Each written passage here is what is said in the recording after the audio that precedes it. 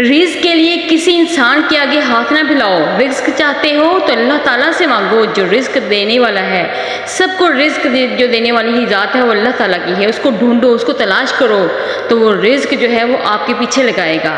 رزق کے لیے کبھی بھی کسی انسان کے آگے ہاتھ پھیلاؤ گے، جو انسان رزق کے لیے کسی آگے انسان سے توقع رکھتا ہے تو وہ انسان اس انسان اور جانور میں کوئی فرق نہیں ہے، کیونکہ جو جانور ہے وہ رزق کی طرف بھاگتا ہے، لیکن انسان رزق کے لیے نہیں، رزق کی طرف نہیں بھاگتا، رزق اس کی طرف بھاگتا ہے۔ یہ ہمیشہ بات یاد رکھیے گا۔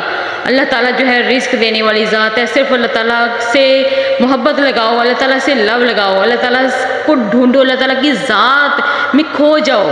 جب انسان اللہ تعالیٰ کی ذات میں کھو جاتا ہے تو اللہ تعالیٰ اس کو وہاں سے دیتا ہے جہاں سے انسان گمان بھی نہیں کر سکتا۔ آپ کو پتہ ہے اللہ تعالیٰ کی ذات کتنی بڑی ذات ہے؟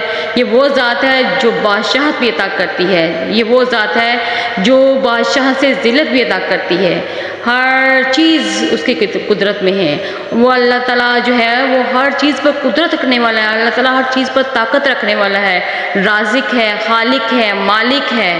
مانگ کو تو دیکھو وہ کتنا دیتا ہے۔ بخشش اس سے مانگو، رزق مانگو، عزت مانگو، شان مانگو، دولت مانگو، جو کچھ بھی مانگو وہ صرف اللہ تعالیٰ سے مانگو۔